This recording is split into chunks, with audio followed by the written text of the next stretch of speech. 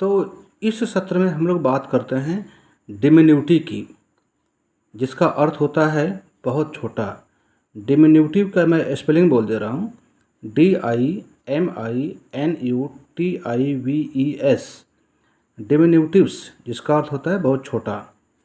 जैसा कि सभी जानते हैं कि अंग्रेजी बोलने आ जाए, इसके लिए बहुत आवश्यक है कि शब्दों का ज्ञान, जब तक वोकेबुलरी अर्थात शब्दकोश की बढ़ोतरी नहीं होगी, आप लाख चाह कर के भी अंग्रेजी नहीं बोल सकते हैं। तो ये सब जो शब्द हैं, यदि आप जानते रहेंगे तो सटीक और सही जगह पर इसका प्रयोग कर सकते हैं। तो डिमिन्यूटिव स्पोकन इंग्लिश में बहुत ही महत्वपूर्ण रोल अदा करता है। यदि शब्दों की जानकारी सही से नहीं है तो अर्थ का अनर्थ हो जाता है। तो चलिए आज हम लोग डिमिन्यूटिव के बारे में बात करते हैं।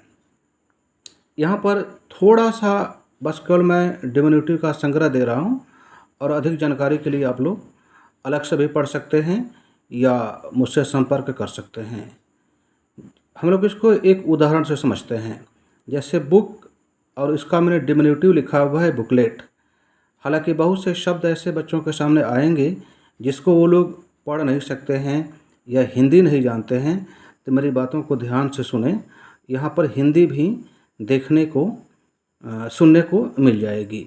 तो जैसे बुक है, तो बुक का अर्थ सबको पता है हिंदी, इसका डिमिन्यूटिव होता है बुकलेट। अब अर्थ यह यहाँ पर बात आ रही है कि बुकलेट का क्या अर्थ होता है। तो बुकलेट का अर्थ होता है छोटी किताब। तो बुक का अर्थ हो गया किताब और बुकलेट का अर्थ हो गया छोटी किताब। उसी प्रकार बर्ड, बर्ड का मतलब होता है चिड़िया, सबको पता है, और बर्डी इसका डिमिन्यूटिव होता है। तो बर्डी का अर्थ हो गया छोटी चिड़िया। लॉक, जिसका डिमिन्यूटिव होता है लॉकेट। लॉक सबको पता है, इसका अर्थ होता है ताला। और लॉकेट, हालांकि हम लोग इसको गले में पहनते हैं तो जिसको ताबीज़ भी बोलते हैं, लेकिन लॉकेट वास्तव में लॉक का डिमिन्यूटिव है। और जो ताबीज़ होती है वो भी तो एक छोटे से ताले की तरह ही होती है। हालांकि कितनी हंसी आएगी जब कहा जाए कि कोई ताला पहन करके गले में घूमता है। खैर, अगला शब्द है ब्रुक। ब्रुक का अर्थ होता है झरना या छोटी नदी। तो ब्रुक का डिमिन्यूटिव है ब्रुकलेट।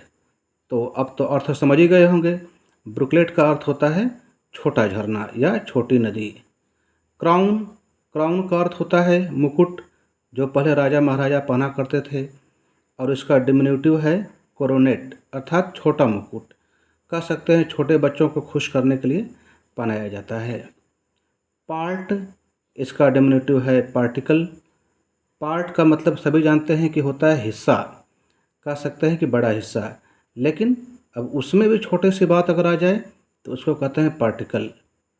अगला शब्द है रिंग, जिसका डिमिन्यूटिव है रिंगलेट। रिंग का अर्थ होता है अंगूठी, सबको पता है, और यह रिंगलेट का मतलब हो गया छोटी अंगूठी। अम्ब्रेला, सभी लोग बरसात में प्रयोग तो कर ही रहे हैं, इसका डिमिन्यूटिव होता है पैरासोल। यह सभी ने देखा होगा कि एक छोटा सा छाता खास तौर से महिलाएं प्रयोग करती हैं, उसको पैरासोल बोलते हैं। विलेज, जिसका अर्थ होता है ग्राम या गांव, और सभी ने लोगों ने देखा होगा कि गांव के आसपास 10-5 घर के लोग अलग से रहने लगते हैं। तो उस छोटे को हिंदी में तो पुरवा बोलते हैं, लेकिन अंग्रेजी में उसको हम लोग बोलते हैं हैमलेट। तो विलेज का डिमिन्यूटिव हो गया हैमलेट। अगला शब्द है रूम। रूम का अर्थ होता है कमरा, इसका डिमिन्यूटिव है रूमेट, मतलब बहुत छोटा सा कमरा, बहुत मुश्किल से जहाँ पर हम लोग रह सकते हैं। कह सकते हैं कि किसी गेट पर या गेटमैन या चौकीदार के लिए छोटा सा कमरा बनाया जाता है। पार्ट, पार्टिकल, हालांकि यह एक बार हो चुका है तो इसको दोबारा बतलाने की आवश्यकता नहीं है। Man, mannequin. मैन आदमी, सबको पता है कि आदमी कैसे होते हैं, और मैनिकिन बहुत छोटा आदमी। यह एक कल्पना है, जैसे कह सकते हैं कि लिलीपुट जब गुलिवर में गया था तो वहाँ पर कई जगहों पर गया तो बहुत छोटा हो गया, और कई जगहों पर गया तो बहुत ही विशाल हो गया। तो जहाँ छोटा हो गया था वहाँ हो गया मैनिकिन।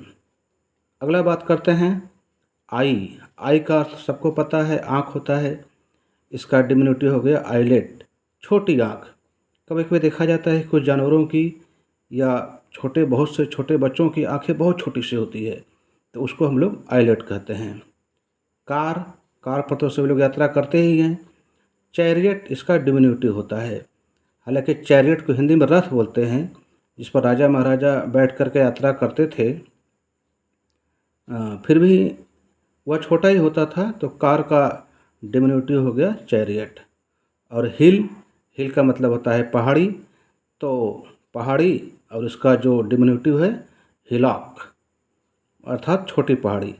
तो मैं समझता हूँ कि इतने शब्दों को यदि याद कर लेते हैं तो यहाँ पर आप सबसे बड़ी बात है कि डिमिन्यूटिव से परिचित हो जाएंगे कि डिमिन्यूटिव अंग्रेजी भाषा में होता क्या है।